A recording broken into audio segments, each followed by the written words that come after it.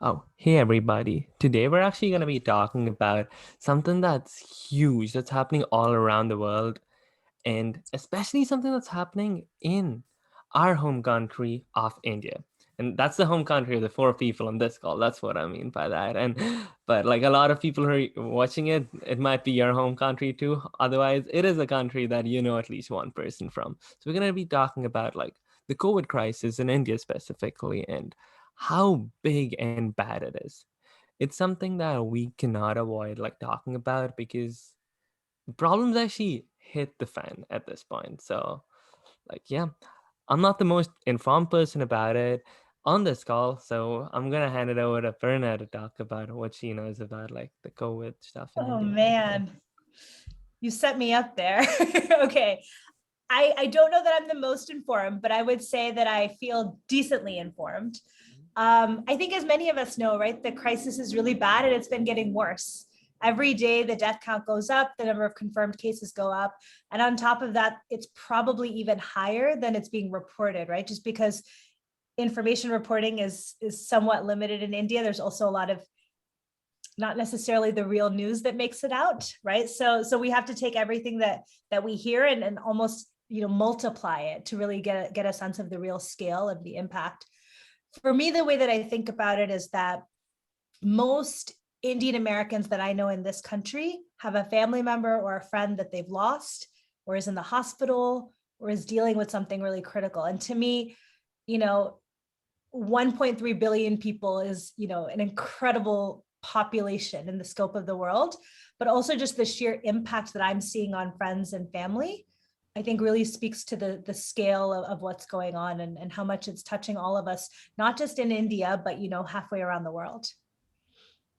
Yeah, it's something that's like not an easy thing, especially when there's a lot of people living really far away from their families, and when they hear about stuff like that, they're always worried. And sometimes, when even someone gets a call in the middle of the night, it's like kind of a disturbing feeling of waking up and not knowing what's in store, kind of thing. And that's something like really hope that like ends soon because it's not good for anything that's happening.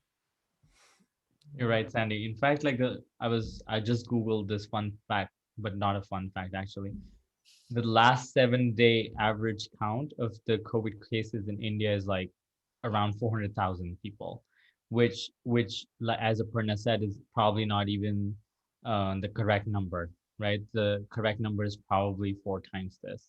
Um, and people in India, like the way the culture is that a lot of people want to live together. So if there's one person in the family who gets it, then probably the whole family is infected.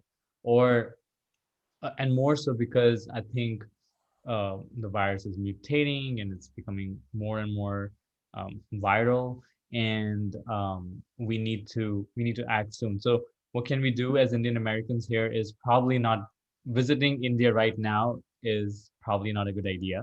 So they're rather helping by not going there. That's one. And then the second thing is contribute, right, as much as we can in whatever capacity we can. So, I mean, I want to open up a conversation here. What are some of the things that we think that we can do from here? So, I don't know what ideas you guys have. Yeah, I think one more thing I wanted to mention briefly is to acknowledge the lack of like the privilege it takes to be able to survive COVID-19 and social distance. Something I learned over the past week through research is it takes a lot of privilege to social distance, especially in India. You need money to afford hand sanitizers. You need money to afford masks. You also need to be having the privilege to actually be living in living quarters where you can social distance from people. And a lot of homes, there's a lot of packed people together.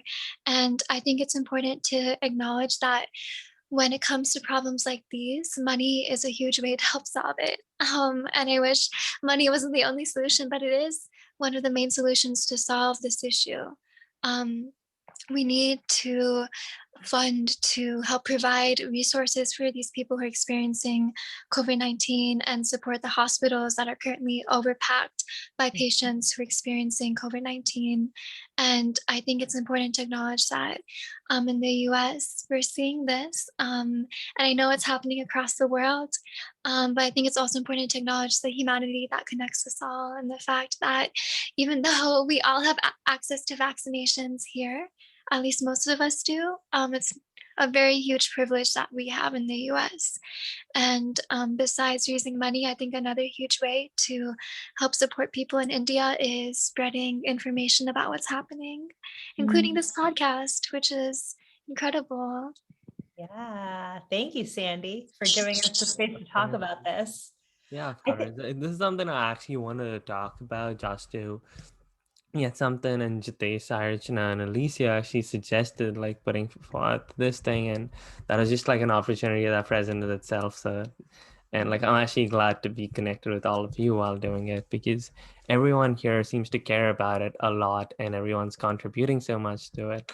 Like I don't have you on Instagram, Aparna, but I have Jitesh and Sarachana, and I see their stories. They always like are posting about it from like 3 weeks like straight. They're like posting a lot of stories about it, and they're trying to generate as much awareness as like they can. And like I saw today Jitesh put up a childhood picture of himself and said like, this is a cute picture of me, this is where I grew up, and like like actually donate to this fundraiser in my bio. And that was a really cool way of like getting the traction to like the bio. So that was something that was interesting.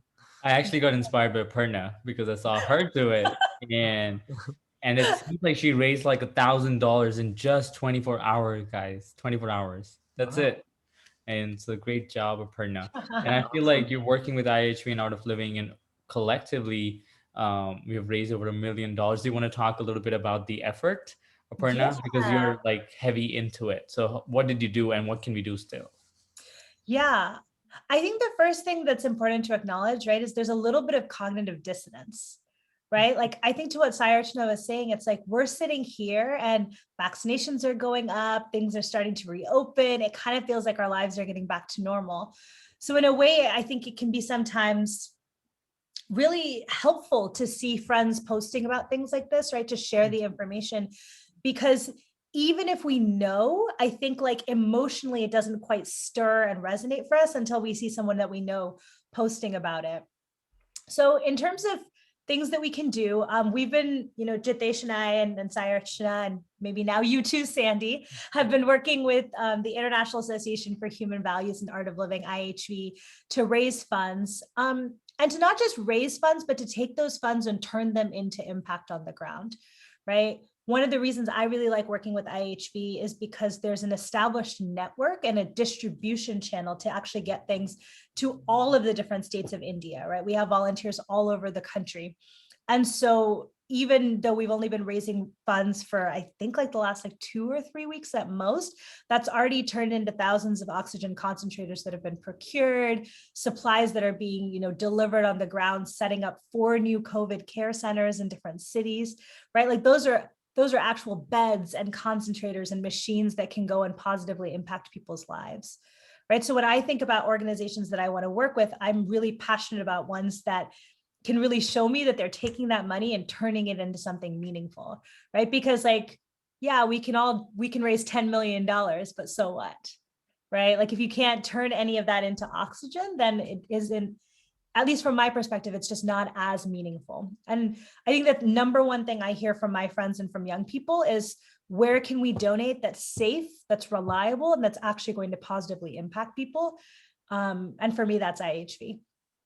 And with very minimal overhead costs, right? With zero overhead cost. Incredible. You little softball. So 100, the really nice thing is that there is no overhead. It's a largely volunteer driven organization, right? So 100% of the donations are going directly to COVID relief.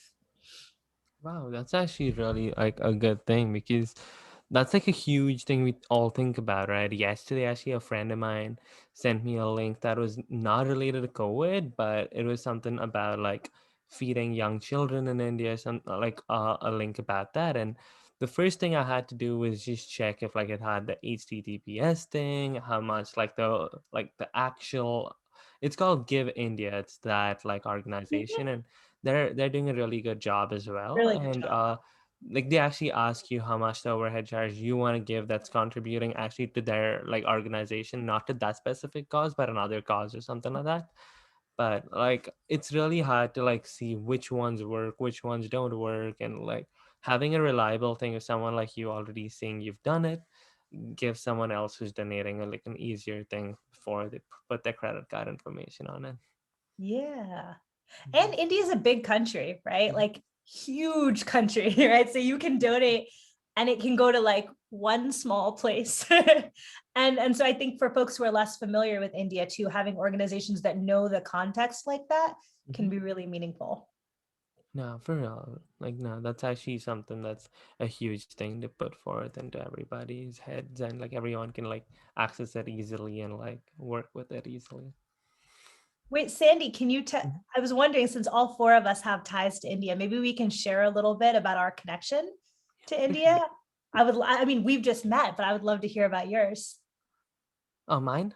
Yeah. Oh yeah. So I actually like grew up in India for a little bit. So my family used to like travel a lot. As when I was a kid, I used to live in Australia and India, and we moved to India till I was in like almost the middle of high school. So till around 10th grade, and I moved here in my junior year of high school to Arizona, and I've stayed here since. But like before that, I lived in Bangalore in India, which is in the southern part of India. Yeah. Very cool. Jitesh, you want to go next? Yes, I was actually looking for an Instagram story that I shared yesterday, but I lost it. It was something really heartfelt. I wanted to talk about it. But, anyways, so my connection with India is very precious. I mean, of course, I was born and raised there, and my family still to this day lives there. My parents, my brother, his family, and my extended family, my cousins. A lot of my cousins are still there, and every day I talk to them. Like my brother's family is recovering from COVID right now. Even my some of my cousins are recovering from COVID right now. Like one of my uncles was recently got discharged from a hospital and all that stuff. So listening to all these stories is even, like when I hear about them, makes me want to do more, right? Because in a way it also renders me helpless. Like, oh, I wish I was there. But like I said, not being there is probably a bigger help that I'm doing, like, uh, in a way, because that's one less person who could spread it. And and at the same time, it's driving this enthusiasm, inside of me to do whatever I can from here. um, so, and of course, I value meditation in my life, I value yoga in my life, and it's all, it's like a gift from it. If the world is, um, like, like I feel like if the world is like a body, India is like the heart, right? Because people are so loving and spiritual. It's all connected to the spirit, everybody in India. um, so I feel I've gotten so much. Now it's time to give back. It's beautiful. It's true. And for, Go ahead, Sarachna. okay, and then for me, both my parents were born in India, and I was actually born here. But I like to think that I have two homes in this world. I have one home in the U.S. and one home in India, and it breaks my heart because there are people I know in India who I love deeply who passed away from COVID, and it's just so disheartening to know that this could have been avoided if there were more resources to protect people. Um, and honestly, I think my biggest connection to India overall is the fact that human beings live there, you know? I think any country in the world that has human beings, I feel connection to because that's just a huge part of humanity, you know? I don't necessarily need to have generational ties or ancestral ties to a country to feel for it and to feel its pain. And I think that's why I think it's so important for the whole world to show empathy towards other countries in this world that are struggling with COVID-19, because like it's just so heartbreaking what's happening right now. Yeah, Mhm. it's true. I think like it's interesting, right? Because like on one level, there's like our common humanity, and like how much you feel that. And then at another level, even if you take it like super rationally, right? Like, okay, not my people, I'm here, it's fine. Like our world is so interconnected. There's no way to get away from it, right? It's like, I remember being here in the US when COVID first broke out and like going about our lives and feeling completely normal and isolated from it, right? 2 months later, joke's on us, right? So it's like, at some level also, it's, again, it's a globe, we're interconnected, people are flying around. So even if you think about it hyper rationally, there's reason to want to support and deal with some of the variants that are coming up in India already, if for no other reason than to Better protect to come themselves. here, yeah. And that's something like there's a huge talk about it. I think WHO has declared the virus strain in India, the third mutant, that like it could be like affecting even the people here because the vaccine, I like this is not something I'm sure of yet, but there's a talk that it's not completely working on some aspects of the new strain, which is we don't want it to come here, so we gotta basically kill it right there, right now. So yeah, so that's basically what we gotta do. And Aparna, you haven't shared your thing of how Oh, my your connection to India. Yeah, you're right. I got into the rational very quickly. So my parents and my family are from Tamil Nadu, from the south. I was born and raised here. I was born in Chicago and then lived in a bunch of places across the U.S. But a lot of my family still lives in India. I have, many cousins and aunts and uncles. All of my grandparents lived in India for most of my life. Um, so yeah, I mean, honestly, I was looking back at my pictures, and the last time I was there was October 2019. But usually every year, every 2 years, I'm there and having a good time and complaining about the humidity. But some combination of all of those things. But like for me, it's family, it's food, it's culture, it's vibrancy. I just always have so much fun when I'm in India. Some of my best memories, some of my happiest times. So I feel incredibly connected to it, and yeah. Oh, yeah, fair enough. So, what do you think is some other things that like people can do? Like, anybody who can donate, like, really should donate because this is a time like it's a really like an important time to donate. Yeah, actually, even yesterday, I'm not like I really was. I donate, but like not on like the scale of like usually I should be donating. But even me, I was on PacSun yesterday and I was looking up shares. I was like, okay, I can like I'm not even going anywhere. I literally bought like a bag full of clothes last summer onwards, and I really haven't worn them that much. So instead of like buying myself a new like denim jacket or something, I gave that money to the charity thing that my friend like basically sent me. And I'm not saying that's like a big thing because it would just be like another denim jacket in my like bag like that I wouldn't wear for another while. I can't buy that later on or something. If that's the kind of stuff like I would like, I know I don't want to be like sound like preachy or something, but like if anybody could do that, that'd be like a great thing because he was telling me that like basically like $15 was like good enough to feed like 15 kids in that place who don't have that. And like COVID's more of an immediate thing too, and that's there, and anybody can do that. But like COVID is something that's more immediate, and like people should like get on that and like on that train of things. So if there's an access point that they can donate to quicker, that'd be great to do it. Absolutely. Thank you for doing that, Sandy, actually. Like we can all do that. Maybe we can all do with one less denim jacket and maybe save somebody's life. I actually found that Instagram post. Is it okay if I read it out? Oh yeah, for sure. So because there's so many like India is like very connected. Mhm. In a way, it's also serving as a strength because people are like it shows like the strength of the humanitarian efforts that are going on and people like supporting each other. So I read this yesterday, and because I know this is so true, someone needs oxygen. Someone messages someone reads the message, someone amplifies the message, like Sandy here. Someone forwards a contact, someone verifies the contact, someone calls the contact, someone answers, someone collects the cylinder, someone fills it up, someone delivers, someone is saved. All because of someone's will to help someone. so many someones have come forward to serve humanity in these tough times. Be that someone who's restoring faith in humanity by just being someone. So thank you, someone from someone. Wow, that's deep, and also like, yeah, it's like so real. Like, It's yeah, like poetic, right? Almost, but at the same time, very true. yeah. It's the spirit of being willing to help.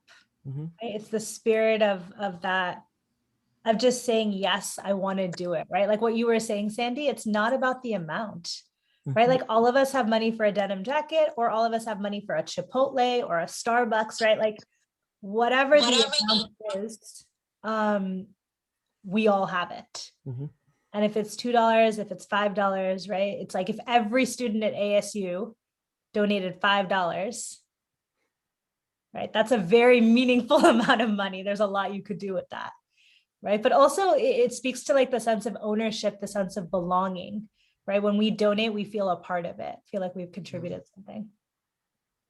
Yeah, and that post was so powerful. I remember reading it like yesterday too, when you shared it on your story, Jitesh. And it just made me think, what would happen if the whole world treated the whole world as its family?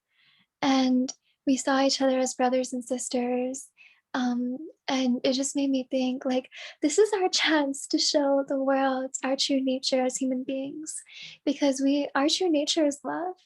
And I know it's very easy to look at a problem in the world and want to numb ourselves to what's happening, or turn the other way and just like focus on our lives and pretend like everything's okay. But I think a huge part of being a human being is having empathy and not desensitizing ourselves to the experience that other human beings are going through. Um, I'm someone who's studying a lot of like humanitarian topics in school, and sometimes I find myself like wanting to numb myself and look away at the problems in this world and pretend like it's not happening for my own comfort. And something I've been realizing is that turning your head away doesn't solve the problems, and love looks at these problems and finds solutions, you know? And I think this conversation that we're having, and even the people who are taking the time to listen or watch this, like, you're choosing the path of love by choosing to listen instead of look away. And I think this is a chance for humanity to own our true nature. So, yeah. Awesome. So beautiful, Sarachana. So I think maybe if we can give some actionable items for everybody who's listening to this, that you can do right away. Few things that come to my mind is A, of course, donate, right? B is Wait, tell whatever them where amount to you can or donate. you cannot do it. Yeah, make your friends donate. Set up your own fundraisers to inspire 5 other people to donate at the same time, and have them also inspire 5 other people to donate. So let the cycle continue. And maybe be speak to if you have a friend from India, or like Indian American, just be a little bit more kind to them in the coming week or two. They might be knowing someone or might be going through something in their family back home that they cannot even visit. So that could be another thing. And I don't know if you guys want to share something that they could do, like whoever's listening. Yeah. I think very easy to your point about donate. If you're looking for a place to donate, tiny.cc/IAHV, those 4 letters, IAHV, right? Easy place to donate. 100% of your money will go to COVID relief. I'll keep thinking of more things. Sarachana, you go. I think another thing to do, I know Jitesh, Alicia, and me, we're forming like a team in Arizona to kind of get fundraising efforts out there. So we're planning to call businesses and restaurants to see if we can have fundraising days. So we're trying to work with communities around us to help support the global community that is experiencing COVID-19. And something else I think we could do right in our homes is by acknowledging the fact that COVID-19 isn't over, even if we want it to be over. So social distancing, getting vaccinated, the fact that we in the US have so much accessibility to vaccines is something that we need to acknowledge. And I think another way we can help the world is by treating COVID-19 like it's real. So yeah. And then Aparna, did you want to add anything? Yeah, I was just going to add that I think one other way to think about this is just to recognize that, it's been more than a year of COVID. People are handling that and the impacts on their minds in very, very different ways, right? So if you're interested in learning more about like breathing and meditation and some of the self-care tips, definitely follow the Sky at ASU group. They'll give you, that's the handle, right? Sky at ASU. Yeah. Okay, yes. Okay, good. For some more information on how to be able to manage your own mind, the negative emotions, and the various things that we've just been, constantly inundated with in the last year, right? So many of us have gone through loss, through grief, through stress of just sitting in our rooms all the time and staring at our walls and our computers, right? Just missing the sun, missing the, company of friends. So just, be kind to yourself and definitely take advantage of some of the resources that the Sky at ASU group has to help you manage your mind. Yeah, overall, like more strength to anybody who's lost a loved one or has actually gone through a lot of personal like strain with people around you going through so much stuff, and more power to all of them. And like hopefully this like ends soon and everyone can like basically go back to worrying about other stuff and not stuff related to like COVID and everything. And that's something I've been talking with to a friend of mine pretty recently, and it was like, yeah, we actually think a lot of problems that we face in our day-to-day life are like really, really heavy, but right now we're actually facing the real battle. It's like life and death, and that's what should actually bring humanity as a whole together. And I think that's what is happening. There's like multiple countries of the world like that are coming towards helping India right now, and if more people do it, the problem might be resolved faster and more efficiently. And let's hope that happens and everything goes back to like basically the good old times. Yeah. Where we can worry about smaller things, right? Yeah. Not life and death. Hopefully. Mhm. Good. Thank you for having us, Sandy. This is Yeah, thank great. you for being on today, and thank you so much, Aparna, for being on at like 2 a.m. too. Good times with good people. Yeah. Thank you for having us. And anyone watching this, I just wanted to remind you to go gentle on yourself and go gentle on other people during this time. You never know what someone is going through. We're living during a crisis globally. So please just go gentle on yourself and on others. Thank you guys again. And yeah, hopefully you learned some things from this episode, and like you put like your foot forward and like maybe try 2 or 3 of the action items. It'll like, for if not for someone else, for yourself, because it might make you feel good, and you might eventually not have to worry about it 6 months later about the virus. Yes. And most importantly, follow us all on Instagram. I'm at Adventure So Far. You guys want to share your handles? I'm at oh, sorry. Oh, you can go. Okay, I'm at To Love Humanity. Sandy? Oh, you can go, Jitish. I'll go last. I'm okay. This is a hard one.